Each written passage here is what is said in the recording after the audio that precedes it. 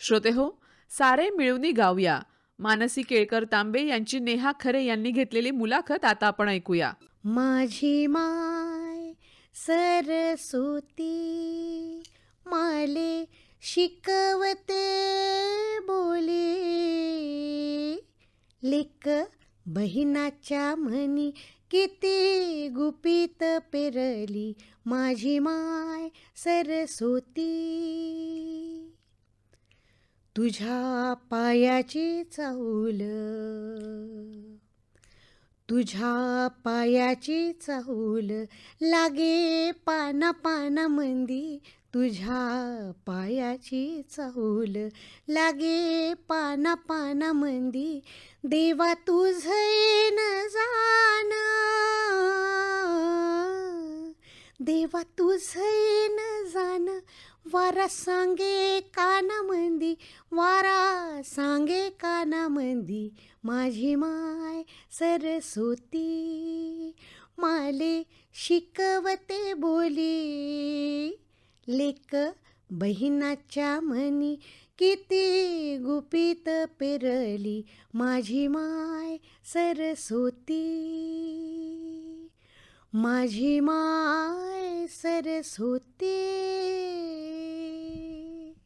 वा वा, खूप गोड. रसिको, आपण आत्ता हे गाणं ऐकलं, गाण्याची झलक ऐकली. मानसी केळकर तांबे अशी ही कलाकार आहे. नमस्कार. नमस्कार. मानसी केळकर तांबे, उत्तराताई केळकर सुप्रसिद्ध गायिका, त्यांची ही कन्या. आणि ती असं म्हणते की एनीबडी कॅन सिंग, कोणीही गाऊ शकतो आणि प्रत्येकजण गाऊ शकतो. हा आत्मविश्वास इतरांमध्ये निर्माण करण्याचं काम आपल्या संस्थेच्या मार्फत करत असते. नृत्य, नाट्य आणि गायन या तिन्हीचा मेळ तिच्या व्यक्तिमत्वामध्ये आपल्याला पाहायला मिळतो. त्याचप्रमाणे ती एक चांगली समुपदेशक, काउन्सिलरसुद्धा आहे.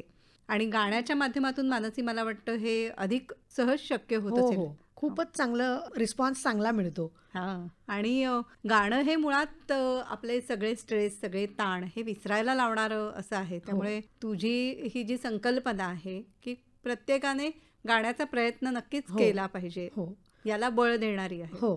आणि आता ह्या तुझ्या संस्थेला 21 वर्ष पूर्ण झालेली आहेत. पण तू आईसारखी पार्श्वगायिका म्हणून त्या क्षेत्रात गेली नाहीस. तर आई आणि तुझ्यामध्ये काय साम्य आणि काय भेद आहे? माझी आई उत्तरा केळकर हे सोडलं तर माझं खरं म्हटलं तर आईसारखं काहीच नाहीये. आणि आवाजही नव्हता तितका छान. आता मी गेली 21 वर्ष गातेय म्हणून तो आता जरा पॉलिश झालाय.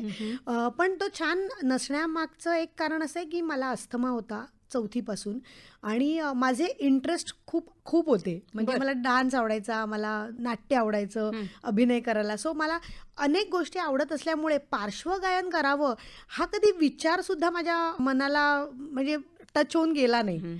तर त्याच्यामुळे तो फक्त परफॉर्मन्स ओरिएंटेड सिंगिंग मात्र मला खूप आवडायचं. अच्छा. आणि आईबाबांनी पण तुला त्या पद्धतीने वाढवलं नाही की तू हेच कर असं? नाही, कधीच जबरदस्ती केली नाही. फक्त आईचं म्हणणं असायचं, जे काय करशील ते बाबा सिन्सिअरली कर. कारण का मी खूप मस्तीखोर होते आणि असं वरवर म्हणजे जास्त खूप खोलात शिरणं वगैरे असं नव्हतं. मग त्याच्यामुळे तिला असं वाटायचं की थोडं टेन्शन यायचं की होईल की नाही. पण इव्हेंच्युअली घडल्या गोष्टी. पण सर्वसाधारणपणे असतं की लहान मुलांना मग काय आवडतंय ते असं काही पटकन कळत नाही. त्यामुळे वेगवेगळ्या क्लासला घालणं, वेगवेगळ्या कलांसाठी. म्हणजे मला नाच आवडायचा तर नाचायला, म्हणजे पहिल्यांदा गायनाला पण घातलं. मग क्लासिकल मधला काय माझा एवढा इंटरेस्ट नव्हता लहानपणी, तर नक्कीच नव्हता. नाचात होता, मग नाचात घातलं. मग असे अनेक गोष्टी, म्हणजे अभिनयात घातलं, मग स्विमिंगला गेलं, मग बॅडमिंटन केलं. असं अनेक गोष्टी जे मला पाहिजे असायचं ती प्रत्येक गोष्ट त्यांनी मला करून दिली आहे. म्हणजे कदाचित त्यांनाही असं वाटत असेल की काही दिवसांनी कदाचित हिला हिचा पर्पज मिळेल. पण मग तुझं पुढे शिक्षण कशामध्ये घेतलंस तू? मी ऍक्च्युली खरं सांगायचं तर शिक्षणातही मला फार इंटरेस्ट नव्हता. पण माझ्या कल्चरल ऍक्टिव्हिटीजमुळे, म्हणजे हेच नाच नृत्य, म्हणजे नाच नृत्य आणि हा अभिनय आणि गाणं, ह्याच्यामुळे मला इंटरेस्ट निर्माण झाला. आणि त्याच्यामुळेच मी केवळ MA करू शकले फिलॉसॉफीमध्ये. अच्छा. म्हणजे मला असं नेहमी वाटतं की शिक्षण कितीतरी पेरेंट्स हल्ली म्हणजे कितीतरी पालक त्यांचं गाणं वगैरे थांबवून टाकतात की का अभ्यास त्यांनी करायला पाहिजे.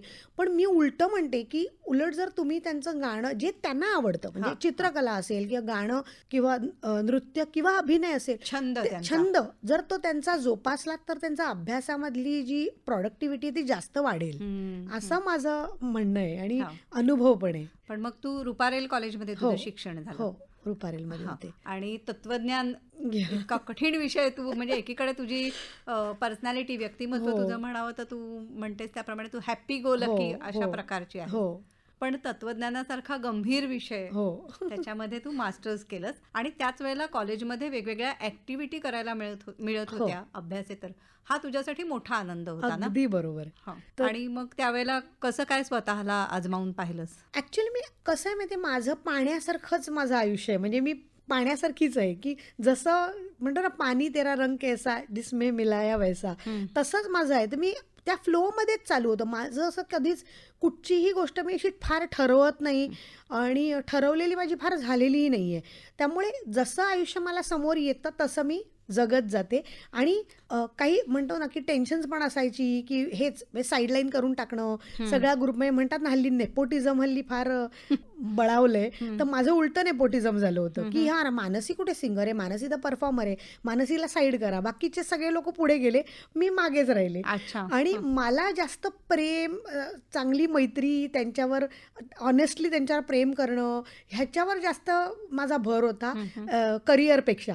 कारण का लहानपणापासून आईबाबांची मी एकुलती एक मुलगी असल्यामुळे पैशाची तशी कमी नव्हती पण प्रेमाची थोडी कमी. म्हणजे प्रेम नाही मिळालं असं अजिबात नाही, प्रेम खूप मिळालं. पण मला भावंड नव्हतं ना, तर मग मला त्याच्यात जास्त इंटरेस्ट होता. बरं. आणि मग त्या अनुषंगाने येणाऱ्या सगळी नाटकात कामं किंवा डान्सेस हे सगळं मी कॉलेजमध्ये उपभोगलं. म्हणजे खऱ्या अर्थाने मी कॉलेजमध्येच खरी खुलले. कारण शाळेत असताना उत्तरा केळकरची मुलगी हाच एक ठप्पा होता आणि त्या टॅगमुळे मला नेहमी गाण्यातच घेतलं जायचं. आणि खरं म्हणजे मला डान्स जास्त आवडायचा. बर. तर कारण का एक्सप्रेसिव्ह राहणं मला जास्त पसंत पडतं. तुझं आता बोलताना सुद्धा सारखे तुझ्या चेहऱ्यावरचे हावभाव आणि हात तुझे इतके सहज हलतात. पण मग नृत्य तू कोणाकडे शिकलीस? नृत्य मी सुचेता भिडे चाफेकरांकडे शिकले. शाळेत असतानाच शिकले. मग त्याच्यानंतर 3 वर्ष मी शिकले, मग नंतर त्या पुण्याला गेल्या. मग त्यामुळे मग ते राहून गेलं. बर. आणि गाणं मी मेनली मला लाईट म्युझिकमध्ये इंटरेस्ट होता. त्यामुळे मी अशोक पत्कींबरोबर त्यांच्यावर 8वीत असताना त्यांची रेकॉर्डिंग्स गायचो आम्ही. म्हणजे ब्रेकफास्ट टीव्ही सिरियल्स असायचे सकाळचे. तर तेव्हा मी विनय माणके, दुर्गा जसराज असे आम्ही हरिहरनजींच्या स्टुडिओमध्ये आम्ही जायचो आणि आम्ही ती रेकॉर्डिंग करायचो. मग त्यावेळेला मला त्यांच्याबरोबर राहून असं वाटलं की अशोक काकांनी मला खूप छान सांभाळून घेतलं, तर मला अशोक काकांकडेच शिकायचंय. म्हणून मग मी अशोक काकांकडे शिकायला लागले. आठवतंय का तेव्हाचं काही गाणं, एखादं काही मालिकेचं किंवा असं काय तुम्ही गायचात ते? ऍक्च्युली एक छोटंसं आठवतंय. म्हणजे असं नीचे ताला ऊपर ताला ताले ऊपर ताला रे भोलू भैया बने गवैया गाते हे बेताला रे असं. वा वा वा, खूप छान. तर अशा टाईपची काही काही गाणी असायची. आणि मग तो सहवास मिळाल्यामुळे मला असं कॉन्फिडन्स आला की नाही मला अशोक काकांकडे शिकायचं. पण अशोक काका इज अ बिग मॅन, तर त्यामुळे त्यांच्याकडे मला शिकायला मिळेल की नाही हे माहीत नव्हतं. पण आईने विचारलं, ते पण म्हणाले ठीक आहे, जसा वेळ मिळेल तसं आपण करू. आणि त्यांनी मला एकही पैसा न घेता शिकवलं. म्हणजे आणि इतकं त्यांनी सुंदर शिकवलं. आणि ॲक्च्युली क्लासिकल पण मी शिकले. उषा देशपांडेंकडे पहिलं क्लासिकल शिकले आणि मग भालचंद्र टिळकांकडे शिकले. पण मला जाणवलं की मला क्लासिकल हा फक्त आवाज फिरण्याकरता उपयोगी पडणार आहे माझ्यासाठी. म्हणजे इतर लोकांना खरंच खूप फायदा होतो त्याचा. आणि ज्यांना प्लेबॅक सिंगिंग करायचं आहे त्यांना तर नक्कीच होतं. पण मला प्लेबॅक सिंगिंग करायचंच नव्हतं. त्यामुळे मी हे जे अशोक काकांनी जे मला शिकवलं तेच मी आता लोकांना शिकवतेय. आणि तुझ्या व्यक्तिमत्वाचा तिसरा पैलू म्हणजे अभिनयाचा. तुझ्याकडचं नृत्य, नाट्य हे सगळं तुझ्या गाण्यामध्ये पण सहज येतं. तर हा अभिनय कुठून आला? अभिनय मी 11वीत होते रुपारेल कॉलेजमध्ये, तेव्हा मी पहिल्यांदा डान्सची ऑडिशन दिली होती बर. गोमू संगतीनं आणि हा. त्याच्यामध्ये मी मुलगा झाले होते. अच्छा. आणि तो डान्स करताना तिकडे चेतन दातार प्रेझेंट होते, हा. तिथे आले होते अरे बघायला. वा. हं. आणि त्यांनी माझे सगळे एक्सप्रेशन्स अगदी हुबेहूब मुलासारखे माझे एक्सप्रेशन्स होते. हं. आणि ते बघून त्यांना असं वाटलं की ही अभिनय बरी करेल म्हणून ते आले माझ्या समोर. आणि मी आता त्याला एच संबोधते कारण का मी त्याला एच म्हणते. तर तो म्हणाला की चेतन म्हणाला की मानसी अभिनय करणार का? हं. तर मी एकदम भारावून गेले. म्हटलं हा मला आवडेल करायला. हो किंवा नाही मध्ये उत्तर दे. अच्छा. येत नाही, आवडेल बिवडेल काही नाही, हो किंवा नाही. तर म्हटलं हो. आणि मग पहिल्याच वर्षी त्यांनी मला घेतलं आणि मला कॅरेक्टर मिळालं, एक म्हणजे एक भूमिका दिली भूमिका एका. करायला हं. मिळाली, वा. म्हणजे सोलो कॅरेक्टर हम्म. करायला मिळालं. आणि मग तिथपासून माझा तो अभिनयाचा प्रवास सुरू झाला. आणि त्याला असं वाटायचं की मी चांगली अभिनय करते. तर तो म्हणाला की तू सत्यदेवजी दुब्यांकडे शिक. अरे वा. आणि बर. मग काही वर्ष एक वर्ष आम्ही सत्यदेवजी दुबेंचंच क्लासेस रुपारेल कॉलेजमध्येच चालायचे हं, हं, हं. दर रविवारी. तर मग त्याला मी जायला लागले. वा. आणि पंडित त्यांच्याकडे- सत्यदेव हो. दुबेंकडनं अभिनय शिकायला मिळणं हो, म्हणजे खरंच. भाग्याचीच गोष्ट अगदी आहे. अगदी खूपच हा. भाग्य. पण मग या सगळ्या विविध गोष्टींमध्ये तुला रस होता, पण कुठचीही एक गोष्ट पूर्णत्वाने की त्याच्यामध्ये गाणं तर गाणं किंवा नाटक तर नाटक, नृत्य तर नृत्य, असं कुठचंच असं शेवटपर्यंत केलंस असं नाही घडलं का, की कसं? नाही घडलं पण नाहीच. आणि मला एक जाणवलं की मला जे काय मी करते ना त्याच्यात मला जिथपर्यंत आनंद मिळतो हं. ती गोष्ट तेवढाच वेळ मी करते. अच्छा. फुलपाखरासारखी वृत्ती आहे तुझी हा वेगवेगळ्या. होती हा. होती असं म्हणायला हरकत नाही. बरं. हा. कारण आता गाण्याचे क्लास 21 वर्ष वर्ष, करते हो, त्याच्यामुळे बरोबर. आता मी नंतर ती settle झालीये. परिपक्वता आली. हा. अगदी बरोबर. हं. तर तो सगळा आनंद मला घ्यायचा असायचा. आणि आताचं आयुष्य बघता मला असं वाटतं आपण आनंदी राहणं जास्त महत्वाचं असतं. हं. कारण अगदी. का आता लोक शिक्षणाच्या मागे लागतात, हे कर ते कर, म्हणजे कितीतरी पालक हल्ली आई वडील मुलांच्या मागे लागतात. तर त्याच्यापेक्षा तू किती आनंदी आहे हे जास्त बघणं गरजेचं आहे. बरोबर. पण मग स्वरमानस या तुझ्या संस्थेची सुरुवात कशी झाली? सो मला आधी ना ट्रॅव्हल लाईन मध्येच जायचं होतं. हा. मला गाण्याचा मी ह्या सगळा आनंदच घेत होते त्यामुळे मला मी ती हेही करून पाहू. हा म्हणजे मी म्हटलं नाही मला ट्रॅव्हल लाईन मध्येच जायचं. हा. पाहायचं मला नव्हतंच, मला नक्की जायचं होतं. आणि एअर हॉस्टेस मी होणं शक्य नव्हतं कारण माझी तशी तेवढी हाईट नाहीये. आणि मी म्हटलं चालेल मला मी तिकिटिंग वगैरेचा. तर मी आयटा उफ्टा नावाचा एक स्वित्झर्लंडचा कोर्स आहे अच्छा. तो केला आणि त्याच्यात मी पहिली आली. क्या बात. म्हणजे बाय फ्लूकने मी खरंच मेहनत केली होती. हम्म. कारण का खूप जास्त तेव्हा त्या वेळेला खूप जास्त पैसे भरले गेले होते आईबाबांकडनं. तर म्हटलं नाही बाबा आता ह्याच्यात एवढे वर्ष आपण आनंद नाही दिला, म्हणजे आपण घेतला फक्त आनंद, तर आपण आता ह्यांना देऊया अरे वा. आनंद आईबाबांना सुद्धा. आणि त्याच्यात मी पहिली आले. मग मी ट्रॅव्हल म्हणजे लाईन मध्ये मोठं यश त्याच्यामध्ये मिळालं तुला. अगदी बरोबर. आणि मग मी ट्रॅव्हल लाईन मध्ये काम करायला लागले, हा. ट्रॅव्हल एजन्सीमध्ये. मग मी त्याच्यात सुद्धा खूप चांगलं चालू होतं माझं. आणि मग तर 2000 साली माझं लग्न झालं आणि 2001 मध्ये मला माझा मुलगा झाला. मग म्हटलं आता मुलगा झाला तर मला आता जॉब नाही करायचा. आणि मग नशिबाने माझ्या नवऱ्याचं खूप चांगलं चालू होतं. हा. तर मी म्हटलं मला, कारण का मी एकुलती एक असल्या कारणाने आई बाबा बिझी असायचे हा. भरपूर आणि मग मला एकटं वाटायचं. तर त्याच्यामुळे मी ठरवलं नाही आता मला माझा मुलगा झाला ना तर मला पूर्ण वेळ माझ्या मुलाला द्यायचा आहे. बरं. म्हणून मग मी असं ठरवलं आता मी ट्रॅव्हल लाईन वगैरे नाही, मी काही करणारच नाही. आता 1 वर्ष तरी मस्त मुलावरच घालायचं. मग 1 वर्षानंतर त्या 1 वर्षात माझी आई पण माझ्याबरोबर बिझी होती बाळणपणात. हा. तर त्यामुळे ती पण मजेत होती. म्हणजे 1 वर्ष आई आणि तू दोघी मिळून बालसंगोपन करत होता. आई नातवाला आपल्या सांभाळत होती. हा. बरोबर बरोबर. हा.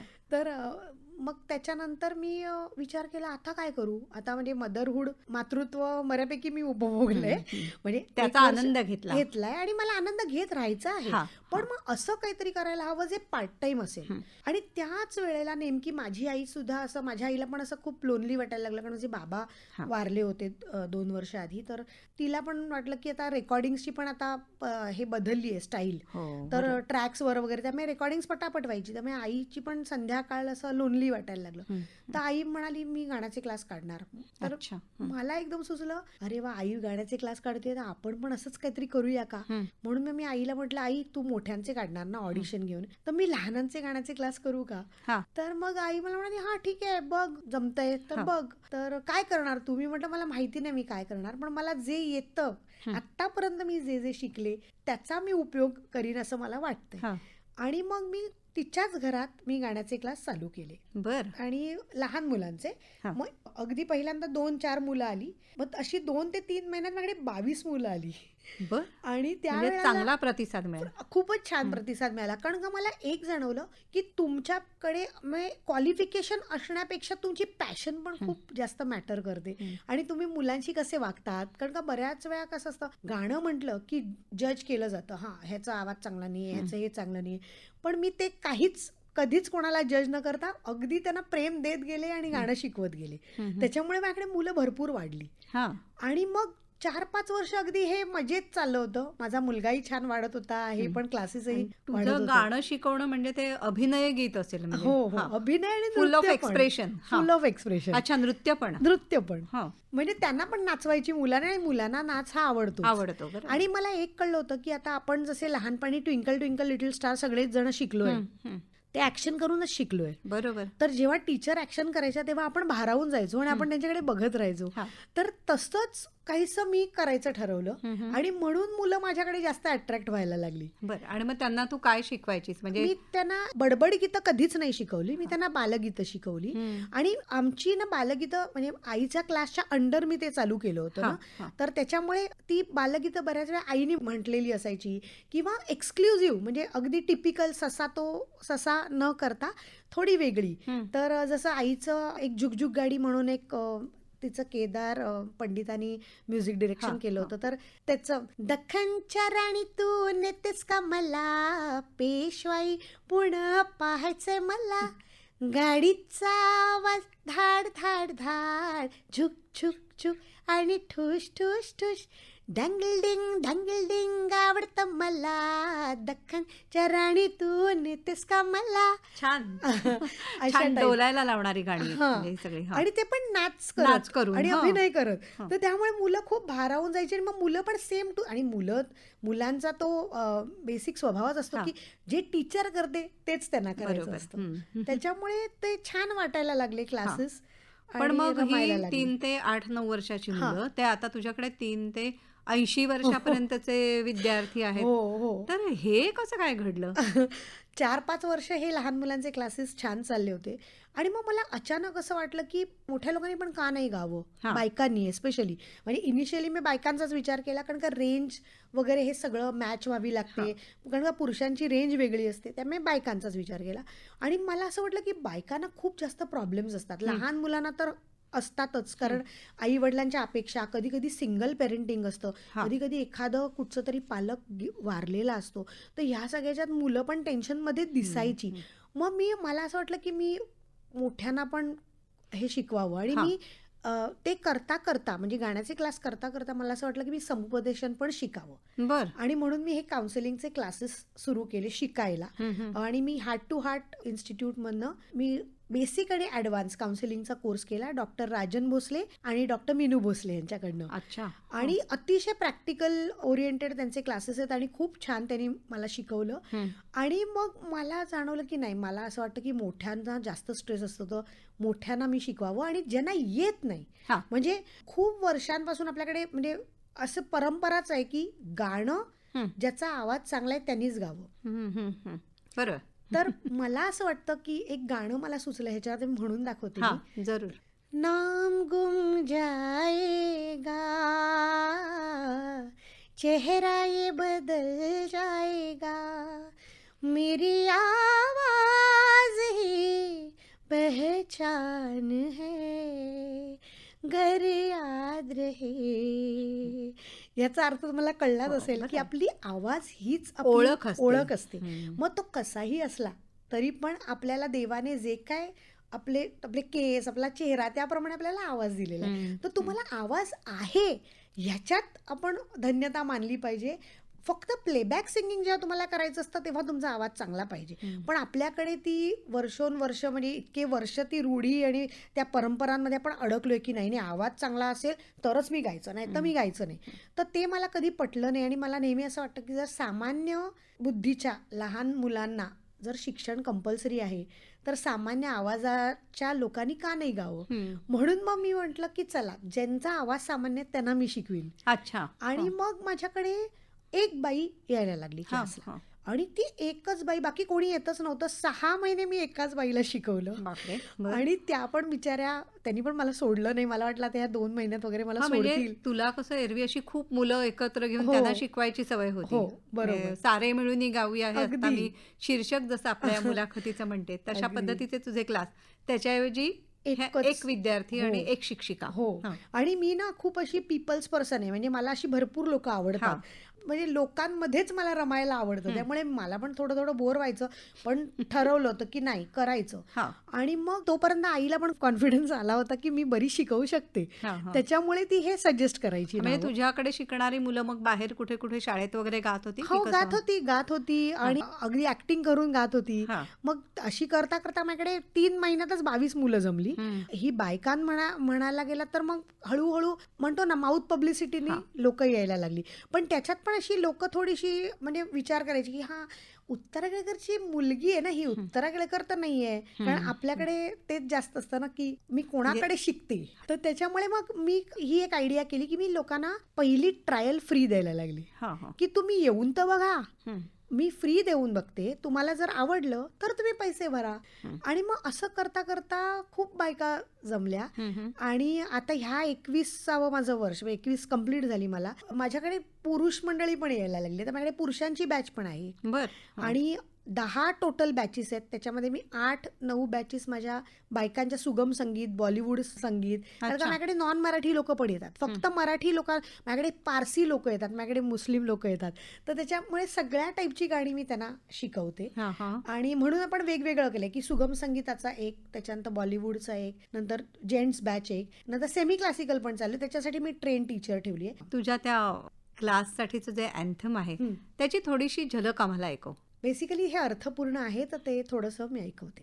कहते हैं जिंदगी के लिए अन्न वस्त्र और निवारा है, गाना ही दोस्त सबके लिए जीने का एक सहारा है, सरगम से है रिश्ता पुराना, अपने गले का गहना है, सुरताल समझ के है हमको गाना, हर कोई गाना गा सकता है. किती छान आहे असं. हे. हो.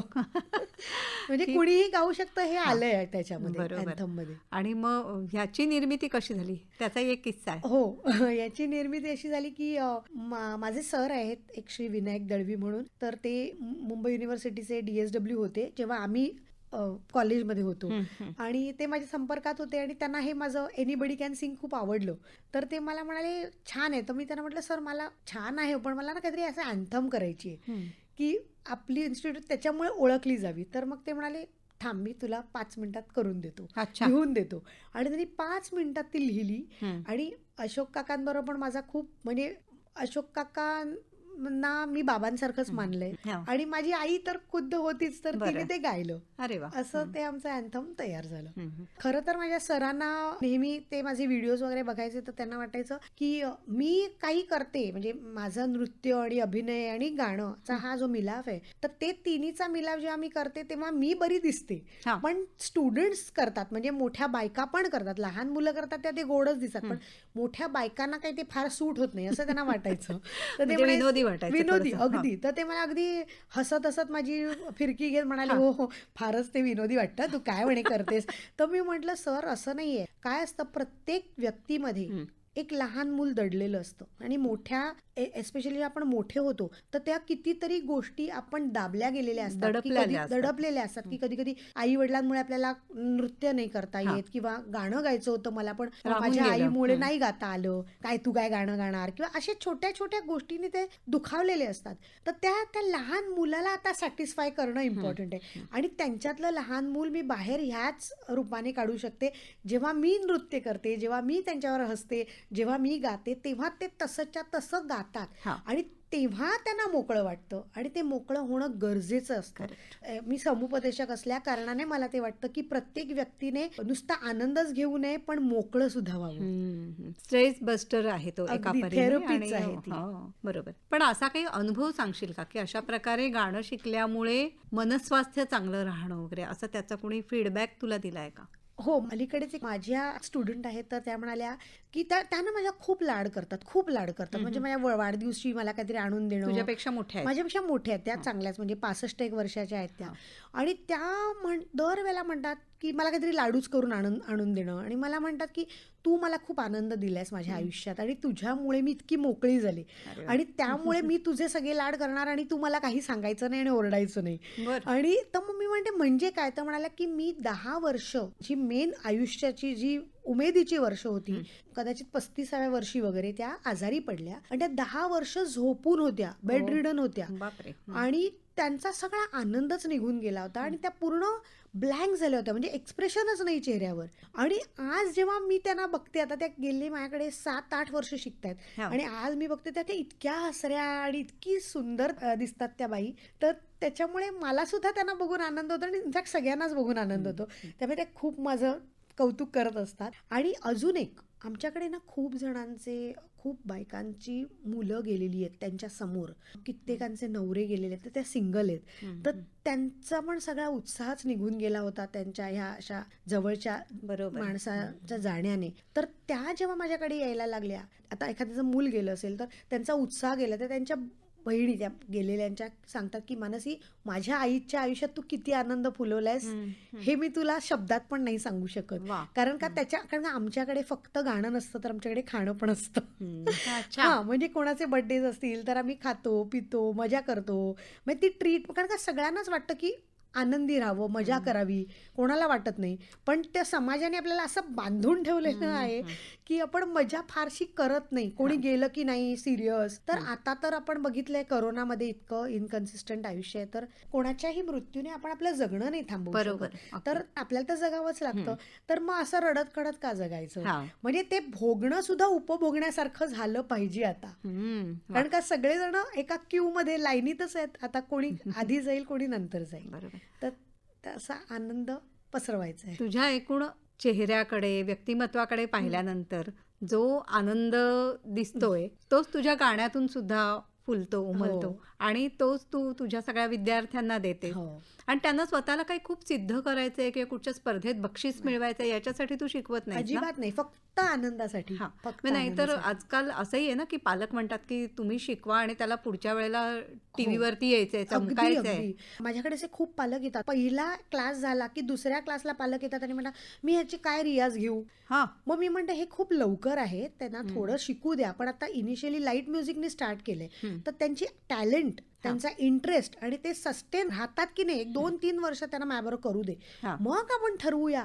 आणि मी तुम्हाला सांगेन की आता क्लासिकलला टाका, घाला शिकायला, त्यांना आनंद मिळू दे पहिल्यांदा. जसं ज्युनियर KG मध्ये आपल्याला आनंदाच्याच गोष्टी असतात, तर तसा आनंद पहिला घेऊ दे, मग मी तो. आणि मुख्य म्हणजे मला नेहमी असं वाटतं, तुम्हाला चांगलं गाणं जर यायला हवं असेल तर गाणं ऐकणं खूप गरजेचं आहे. हा. आपल्याकडे काय आहे, आपल्या सामान्य माणसांना गाणं येत का नाही माहितीये, कारण का ती लोक गाण्याबरोबर गायकाबरोबर गातात. आता जर लताबाईंचं गाणं आहे तर लताबाईंची जी रेंज आहे त्या रेंजला तुम्ही मॅचच करू शकत नाही, पण खरंय. ते मॅच करतात आणि ते फॉल्सेटो मध्ये गातात, म्हणजे खोट्या आवाजात. तर त्याच्यामुळे मग आपल्याला गाणं कधीच येणार नाही. पण जर तुम्ही छान गाणं ऐकलत, भरपूर ऐकलत आणि स्वतःच्या आवाजात गायलात, तर ते जास्त बरोबर. आनंद देणारं आहे. हा. पण मग आजकाल टीव्ही चॅनल्सवरती वेगवेगळ्या जे टॅलेंट शोज हो, असतात, हो. तर तिथे आपल्या मुलांना पाठवायचं असतं पालकांना, तर त्यांना त्या स्पर्धेपासून तुझ्या काउन्सिलिंगच्या माध्यमातून तू परावृत्त काही प्रमाणात करू शकतेस का, की म्हणजे हेच काही अंतिम ध्येय नाहीये, नाही का त्यातलं? अगदी बरोबर. मला असं वाटतं की स्पर्धा या सगळ्या, तुम्ही एखादं मोठे आयडॉल होता आणि फेमस होता, पण ते फेम किती दिवस राहणार आहे आणि मग त्या फेम साठी झगडायचं, हा. मग त्याच्यातला आनंद सगळा गेलाच ना. म्हणून मी म्हणते की मी परीक्षा द्यायला नाही सांगत. गाण्याच्या माझ्याकडे लोक येतात, तुम्ही परीक्षा घेता का, तर मी सांगते नाही, आम्ही आयुष्याच्या परीक्षा द्यायला शिकवतो मुलांना. वा. आणि इवन मोठ्यांना सुद्धा, कारण का कित्येकदा असं होतं की लहान मुलं दुःखी वाटतात ह्या सगळ्या स्ट्रेसमुळे. अशा वेळेला त्यांच्याशी पॉझिटिव्ह बोलणं, गप्पा मारणं, हे हा संवाद सुद्धा आम्ही साधतो. फक्त लहानांबरोबरच नाही, पण तर मोठ्यांबरोबर पण मी हा साधते. म्हणजे नुसतं एक तास गाणं एक गाणं नाही, तर त्याच्यावर गप्पा मारणं, खाऊ खाणं, अगदी. आणि सहवासाचा आनंद जो आहे अगदी मिळवणं. बरोबर, अगदी बरोबर. तर हे सगळं घडतंय. पण मग असं कधी झालंय का, की एखादा विद्यार्थी तुझ्याकडे गायला येत होता, त्याला त्या गाण्यामध्ये खूप रस निर्माण झाला हं. आणि मग बाहेर जाऊन त्याने पूर्णपणे शास्त्रीय हो, संगीताचं हो. शिक्षण घेतलं वगैरे? हो, अगदी केलंय ना आणि मला त्याचा आनंदच आहे. नाही, 4 नाही, लोकं त्यांनी प्रगती केली तर त्याचा आनंदच. आनंदच आहे, हां. प्रश्नच नाही. आणि नुसतं जरी सोडलं तरी मला काही त्याचं वाटत नाही. 4 जण सोडतात तेव्हा 8 जण येतातही. त्यामुळे सगळा आनंदच. वा. मानसी, तू सुरुवातीला उल्लेख केलास की तुला अस्थमाचा त्रास हो. होता आणि त्यामुळे अर्थातच श्वास पूर्ण हो. हे सुद्धा कठीण होतं. हो, अगदी. पण मग त्याच्यासाठी काही प्रयत्न, म्हणजे औषधोपचार तर आहेतच, पण त्या व्यतिरिक्त काही श्वसनाचे व्यायाम वगैरे असं काही केलंस का? श्वसनाचे व्यायाम मी केले, पण काय झालं त्याच्या आधी एक किस्सा घडला. माझा काका आहे, तर त्याचं एक नाटक होतं आणि त्या नाटकाचं म्युझिक डिरेक्शन यशवंत देवानी केलं होतं. तर मी त्यांना यशवंत काका म्हणते. हां. त्यांनी केलं होतं आणि मी तिथे कोरस म्हणून, असंच काकाचं होतं म्हणून कोरस म्हणून गायला गेले. पण त्या कोरसमध्ये सुद्धा यशवंत काकांनी मला ओळखलं आणि मला माझ्या आवाजाला काय एक्झॅक्ट प्रॉब्लेम आहे हे सांगितलं. ते म्हणाले, तू गळी गातेस. अच्छा. आणि गळी गातेस? गळी गाते. आता गळी गाते ह्याचा अर्थ मला सुद्धा कळला नाही. एवढं कळलं की काहीतरी चुकीचं आहे आणि मला वाईट पण वाटलं, कारण मी उत्तरा केळकरची मुलगी आणि मी अशोक काकांची शिष्या आणि मला त्या लोकांनी कधी काही सांगितलं नाही आणि ह्यांनी कसं काय सांगितलं. हां. तर मला नक्की होत होतं की मी जेव्हा गायचे ना, तर थोडा वेळ गायल्यानंतर माझा आवाज बसायचा किंवा आवाज दुखायचा. अच्छा. तर तो का दुखतो हे मला कधीच कळलं नाही. आणि हे लोक म्हणायचे की हा, तू चुकीचं गात असशील. पण मग यशवंत काका मला म्हणाले गळी गाते. मग मी विचार करायला लागले की काय नक्की चुकतंय आणि मग मला कळलं की माझा श्वास चुकतोय. आणि नॉर्मली गळ्यातनं गाणं म्हणजे गळी गाणं, पण खरं म्हणजे गळ्याचा वापर म्हणतो ना, व्हॉइसलेस व्हॉइस, म्हणजे गळ्याचा वापर फक्त गाणं आवाज बाहेर काढण्याकरता करायचा असतो. वन फाईन डे मला युरेका झालं की अरे, माझं ब्रीदिंग चुकत होतं आणि म्हणून मला गळ्याला त्रास होत होता. तर म्हणून मग मी आता माझ्या गाण्याच्या क्लासेसमध्ये तर मी हे करतेच, ब्रीदिंग शिकवतेच, पण मी आता 2 दिवसाचं वर्कशॉप्स पण घेते, अच्छा. ज्याच्यामध्ये जो त्रास आपल्याला झाला तो बाकीच्यांना होऊ नये. कारण का मला जाणवलं 21 वर्षात की 80% लोकांचं श्वसनच चुकीचं असतं गाताना. तर ते मी आता लोकांना शिकवायला लागले. अच्छा. आणि या 20-21 वर्षांचा हा सगळा तुझा गाणं शिकवण्याचा प्रयोग जो आहे, हो. तर त्याच्यातला छान लक्षात राहिलेला असा एखादा अनुभव आम्हाला सांगशील का? हो, नक्कीच.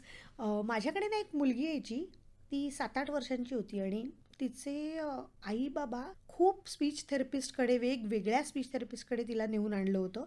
आणि इव्हेंच्युअली ते माझ्याकडे आले होते, कारण ती सारे गमला तारे गम म्हणायची. अच्छा. म्हणजे तारे गम पदानी ता अच्छा. असं म्हणायची ती. तर तिची आई अक्षरशः हताश झाली होती आणि ती माझ्याकडे आली. म्हणजे ठीक आहे, तुम्ही आणलीत नाही, हिला काही प्रॉब्लेम नाही, बघूया आपण. आणि मग मी समुपदेशक असल्यामुळे मी फार ना तिला जास्त इम्पॉर्टन्स नाही द्यायची. म्हणजे नॉर्मल सगळ्यांना जसं वागवतं, कारण आमच्याकडे एक ते खूप छान आहे की कोणालाही आम्ही फेवरेटिझम करत नाही, पार्शालिटी करत नाही, टॉन्ट मारत नाही. तर त्याप्रमाणे कोणीही, सगळेजण आमच्यासाठी सारखेच असतात. तर त्यामुळे त्याप्रमाणे तिला वागवलं. तिला कुठची स्पेशल ट्रीटमेंट दिली नाही मी की अरे बाळा तसं नाही, असं म्हणा, असं काहीच नाही. असे एक किंवा तीन तू चुकतेस असंही नाही सांगता. अजिबात नाही, कारण का तिच्यामध्ये हा प्रॉब्लेम होता हे मला माहिती होतं ना. तर त्यामुळे मी तिला त्याचा काही जाणीवच, कारण का ती ऑलरेडी एवढी तशी 7-8 वर्ष, म्हणजे टीन्सकडे थोडं जायला लागतो, पण कॉन्शियसनेस आला होता तिला, कारण का बोबडीच म्हणायचं ना, बोबड कांदाच होती ती. आणि मी 2-3 महिने ती गायची, मी तिला अप्रिशिएट करायची. प्रत्येक मुलाला मी जसं वा छान असं. एक दिवस तिलाच कळलं नाही आणि इनफॅक्ट मलाही कळलं नाही, ती कधी सारेगमा म्हणायला लागली. अरे वा. टाच तिचं सा झालं आणि तिचा पण युरेका मुवमेंट होता तो. आणि ती घरी जाऊन नाचायला लागली. आणि आज तुम्हाला खोटं वाटेल ताई, ती लॉयर आहे. अच्छा. हं. आणि ती आजही मला भेटली की मानसी ताई, मला आठवतं मी तारेगम म्हणायचे ते. म्हणजे आज ती इतकी लॉयर, म्हणजे बोलण्यातच सगळं काम आहे. आणि तिची आई पण आता माझ्याकडे शिकते गाणं. म्हणजे वाणी स्वच्छ होण्यासाठी सुद्धा संगीताचा फायदा. मोठा उपयोग हा होऊ शकतो. अगदी. आणि हे असं उदाहरण निश्चितच तुझ्यासारख्या शिक्षकाला सुद्धा सुखावणारं, आनंद देणारं खूपच आहे. आनंद देणार आहे. तुझ्याशी गप्पा अशा छान रंगलेल्या आहेत आणि ऐकणाऱ्यांना सुद्धा मजा आली असेल असं मला निश्चितच वाटतं. तर गाणं हे कोणत्याही वयात सुरू करता येतं का? काय सांगशील तू श्रोत्यांना? अगदी. गाणं ही अशी गोष्ट आहे ना ताई, की ती तुम्हाला शेवटच्या श्वासापर्यंत साथ करते. ते माझी आजी डेथ बेडवर होती आणि ती वाट बघत होती, म्हणजे मला आता कधी वर बोलवणं येतंय. आणि आम्ही सगळे तिच्या आजूबाजूला जमलो होतो आणि माझ्या मामाने तिला असं पकडलं हा. आणि म्हणाला आई गाणं म्हण. तर ती अच्छा. म्हणाली नको रे मला छळूस असं ती म्हणाली कंटाळून. हा. तर त्यांनी सुरूच केलं घन निळा लढीवाळा. ती त्याच्या मागोमाग म्हणाली हा. आणि ते 2 क्षण तिच्या डोळ्यात जी चमक मी बघितली त्या दिवशी मला कळलं की गाणं हे तुम्हाला शेवटच्या श्वासापर्यंत साथ करतं. आपण एवढं सगळं आयुष्यात अचीव करतो पण गाणं हे आपल्याला आयुष्यभर पुरणारी गोष्ट आहे आणि आपल्या बरोबरच राहणारी गोष्ट आहे. तर त्याच्यामुळे गाणं हे कधीही तुम्ही सुरू करू शकता आणि कोणीही गाऊ शकतं. कुठचाही आवाज असेल तरी तुम्ही गाऊ शकता. प्लेबॅक सिंगिंग करायचं असेल तर तुम्हाला फक्त आवाज चांगला हवा. तू असं म्हणतेस की कोणीही आपला आवाज चांगला असू दे किंवा किंवा नसू नसू दे दे. गाऊ शकतो. हो. पण त्याचा ऐकणाऱ्याला त्रास नाही का होणार? म्हणजे दुसऱ्यावर अन्याय नको नाही का? नाही, मला असं नेहमी वाटतं की आपण जितकं गाणं छान ऐकू तर आपल्याला चांगलं गाणं नक्की गाता येईल. पण आपण मुळात आपल्याकडे ह्या वयात आता म्हणजे साधारण 40शी नंतर वगैरे आपल्याला लोकांचं ऐकायची सवय गेलेली असते. लोकांना ऐकवायची सवय जास्त लागलेली असते मुलांमुळे म्हणा. तर जर त्यांनी प्रत्येकाने जर गाणं नीट ऐकलं हा. म्हणजे तेव्हा कम्प्लीट कंट्रोल ठेवला स्वतःच्या म्हणजे फिलिंग्सवर की मला गायचं नाहीये, मला ऐकायचंय, तर ते चांगलं नक्की गाऊ शकतील. तर त्यांचं चांगलं शिक्षण होईल. म्हणजे आपण लहानपणापासून आपल्या आईवडिलांचं चांगलं ऐकलंय तेच आपलं रुटीन झालं. सगळ्यांचं रुटीन आपलं सेमच असतं कारण का आपण आईवडिलांचं ऐकलं. जर आपण त्यांचं ऐकलं नसतं तर प्रत्येकाचं आज रुटीन वेगवेगळं असतं. तर जर त्यांनी ऐकलं आणि त्यांच्या पुरतं गायलं तर त्यांना नक्कीच फायदा होईल त्याचा. बरोबर. म्हणजे प्रत्येकाला काही पब्लिक परफॉर्मन्स सार्वजनिक ठिकाणी गाण्यासाठी नाही पण नाही. स्वतःच्या आनंदासाठी आनंदासाठी. गाणं बरोबर. हेच तू आणि मुख्यतः त्याचं उत्तम एक छान युक्ती सांगते श्रोत्यांना.